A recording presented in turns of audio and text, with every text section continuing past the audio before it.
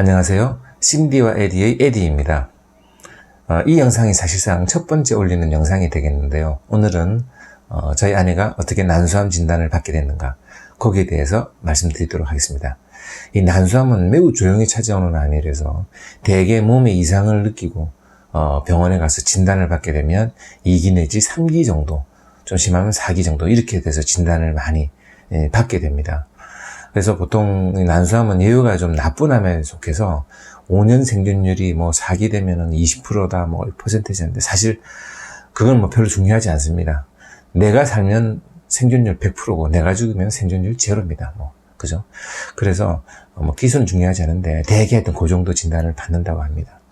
저희 같은 경우에는 집사람이 처음에 그 생리혈이 좀 보통 끈적끈적해 하여튼 그런데 이게 좀 피가 맑게 나온다고 그리고 양도 좀 많고 그렇다고 이게 좀 정상은 아닌데 이랬었는데, 그 당시가 지금 2014년 11월 정도, 10월 달 그 정도 됐었습니다.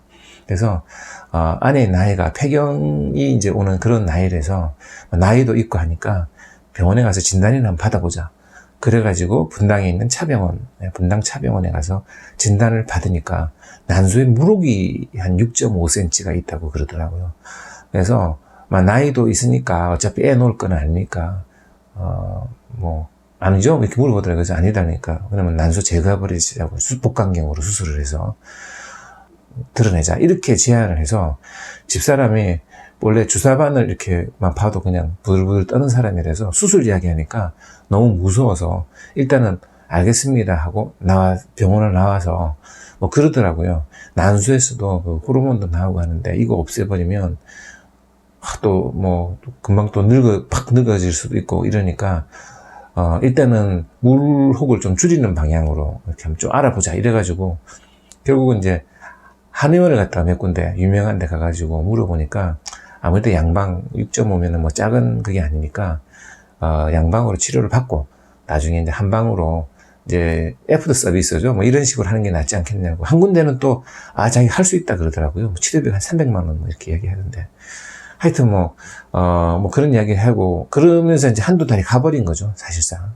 그리고 이제 몸이 따뜻하면 물혹이 좀 줄어든다는 그래서 쑥즙 또 주문해서 1,000호에서 1,000원씩 쑥즙인 거예요. 그거 해가지고 한 3개월 먹어야지 효과가 있다 그래서 그래서 그거도 마셨습니다.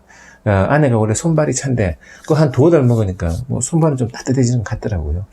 어쨌거나 그래서 이제 몇 달이 흘렀죠. 그래서 다음에 2015년 3월 중순에 집사람이 이제 처갓집 식구들하고 서해 금빛 열차인가요? 그걸로 군산에 이제 놀러 갔다고 오고 그랬었는데, 저는 그때 못 갔습니다. 근데 제가 이제 그 이후에 제 사람한테 살이 좀 요즘에 좀 찌는 것 같다고, 그래서 운동을 해서 살 좀 빼자, 나도. 그러니까 같이 그래가지고 헬스클럽을 1년간 등록을 했습니다. 열심히 운동해서 살 빼자고. 그게 3월 한 20일쯤 등록을 했었는데요. 3월 말쯤 정도 보니까 아무래도 집사람이 이게 살이 찌는 게 좀 빨리 찐다는 느낌? 특히 그 배가 자꾸 나오는 이런 게 보이더라고요. 집사람도 스스로 배가 좀 금방 이렇게 불러온다 그래야 되나? 소위 말해서 시간이 가면 갈수록 배가 조금씩 더 불러오는 듯한 이런 느낌을 이제 받은 거죠. 그래서 아무래도 좀 이상하다. 원래 쑥 한 달 더 먹어야 되고, 그거 하고 나서 병원 가서 진단 물혹이 줄어들었나 보기로 했었는데, 그러니까 3번째 달 박스 받아놓고 4월 초에 3일날 다시 병원에 갔습니다. 가니까 그 의사 선생님이 11월 달에 복강경 수술을 하자고 했는데 왜 안 오시고 지금 이제 왔냐고. 그래서 이런 핑계 저런 핑계도 사실 물혹을 좀 줄여보려고 이렇게 좀 노력을 해보고 했는데 좀 줄여드렸나 모르겠네요 하니까, 줄여들기는커녕 그게 12cm로 이제 물혹이 늘어나고, 그 다음에 반대편 난소에도 물혹이 생기기 시작했다고 그러면서, 그리고 난소에서 아무래도 좀 암이 의심되는 그런 게 보인다고, 길 건너편에 암센터 가가지고 진료를 다시 한번 받아보라고 이렇게 이야기를 하더라고요. 그때 그냥 망치한테 탁 맞은 생각이 들면서 그 병원을 나오면서 얼마나 후회했는지 모릅니다. 그때 11월 달에 그냥 복강경으로 수술을 갖다가 해서 난소를 제거해버렸으면, 이게 아무런 문제가 없었을 텐데, 그때 쓸데없이 그 한의원 돌아다닌다고, 낭비하는 바람에 그 병을 키웠다고 너무 후회를 하면서, 그래도 희망이 있었습니다. 아직 진단을 받은 건 아니니까요. 그래서 이제 암센터에 가가지고, 이제 접수를 하니까, 그때 금요일이었는데, 금요일은 네, 다음 주 화요일인가로 이렇게 잡아주더라고요. 그 주말이 인생에 있어서 가장 긴 주말이었습니다. 진짜 떨리는 마음은 잠도 안 오더라고요. 그래서 진짜 잠을 설치는, 거의 잠을 못 잔 상태에서 며칠을 보내고 병원 가서 진단을 받아서, 이제 암 진단을 받게 되는 거죠. 그 전날, 보통 이렇게 이심될 때는 전날 가능한 굶고 가는 게 좋습니다. 저희도 혹시 몰라가지고 굶고 갔습니다. 가니까 그 의사 선생님이, MRI를 한번 찍어봐야 되겠다 그러면서, 혹시 식사를 했냐 그래서 어저께 저녁부터 굶었다 그러니까 뭐 간호원이 마침 그 당일날 그 MRI 하나가 펑크가 난 거죠. 그래서 찍을 수 있다 그래서 바로 저희는 MRI를 찍었습니다. 바로 찍고 결과 이제 받아보고 바로 암 진단. 이제 의사 선생님이 한 3기 정도, 2, 3기 정도 되는 것 같은데 일단 수술해서 열어봐야 안다 그러더라고요. 정확한 거는. 그래가지고 일주일 후에 수술하기로 하고 며칠 후에 병원 입원하고 뭐 이렇게 뭐 순식간에 이제 일이 진행되는 거죠.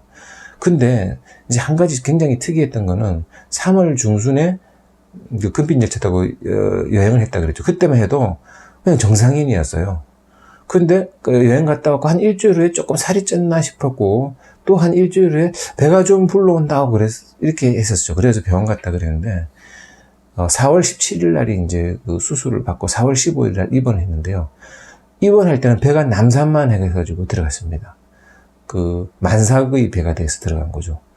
나중에 그 암 진단 받고 병원에 이제 수술할 입원하기가 그 한 일주일 사이에 배가 뭐 점점 불러와가지고 순식간에 그냥 배가 남산만해지더라고요.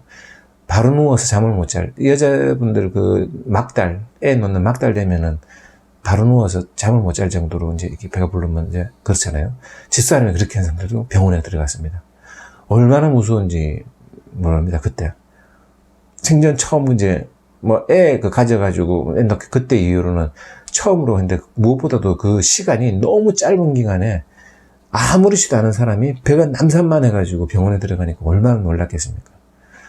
하여튼 그래가지고 수술을 받고, 이제 1차 이제 수술을 받게 되는 거죠. 네, 수술을 받는 과정은 다음 영상에서 제가 말씀드리기로 하고, 제가 이제 오늘 영상을 올린 것은 뭐냐 그러면, 여성분들은 요즘엔 젊은 사람들도, 이 난소암이나 뭐 자궁에는 많이 걸립니다. 그래서, 주기적으로 이제 이런 검사를 한번 해보시는데, 뭐 초음파로 하게 되면 이제 좀 정확하죠. 근데 비용도 좀 있고 하니까 그렇다 그러면 혈액으로 피를 뽑아가지고 피검사로도 어느 정도 진단을 할 수가 있습니다.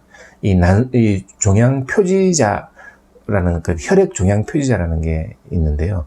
난소암 같은 경우는 CA125라고 하는 이 검사를 해보면 됩니다. 즉 CA125라고 하는 수치를 봄으로 해서 난소암이 뭐 있을 수 있다 없다는 것을 미루어 짐작하는 뭐 그런 거죠.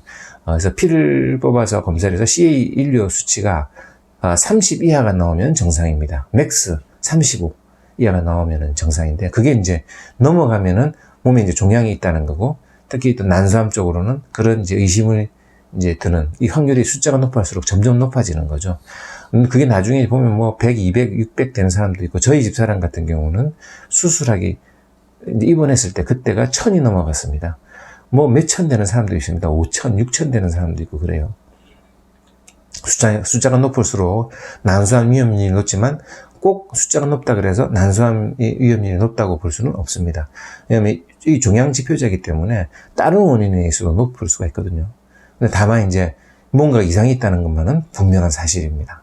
그래서 이런 피 검사는 비용이 얼마 안 합니다. 몇만 원 안 하니까요. 그래서 CA125 검사를 한 번씩 이렇게 해서 그게 조금 이상하다 싶으면 초음파 검사를 한번 해보시는, 뭐 이런 식으로 꼭 하십사 이렇게 말씀드리려고 이 영상을 이제 찍게 된 것이죠.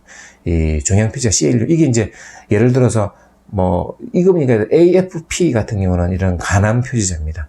그 수치를 해가지고 이제 이렇게 뭐 그런 거 이렇게 몇 가지 암은 그런 표지자가 있습니다. 그래서 CA125가 있고, CA125보다 난수암에 대해서 조금 더, 사실 CA125가 정확도는 많이 떨어집니다. 다만 어느 정도 지표는 되는 거고요. 로마 스코어라 그래서 그게 조금 더 CA125보다 좀 정확하고, 물론 초음파가 이제 더 정확하고, 뭐 CT, PET-CT라고 해서 PT-CT라고 있죠. 그 다음에 뭐 MRI 이런 식으로 이제 쭉 검사 단계가 있는데요. 오늘 뭐 나중에 적당한 기회 잡아서 설명을 한번 또 드리도록 하겠습니다. 그래서 오늘의 결론은 여성분들은 꼭 요즘엔 젊은 사람들도 많이 걸리니까요. 이 난수암이나 자궁암 검사를 주기적으로 하시되, 초음파하기가 비용도 그렇고 좀 그렇다 그러면 피검사를 통해서 CA125라는 검사를 꼭 한번 해보시기를 권해드립니다. 그러면 또 다음 영상에서 뵙겠습니다. 감사합니다.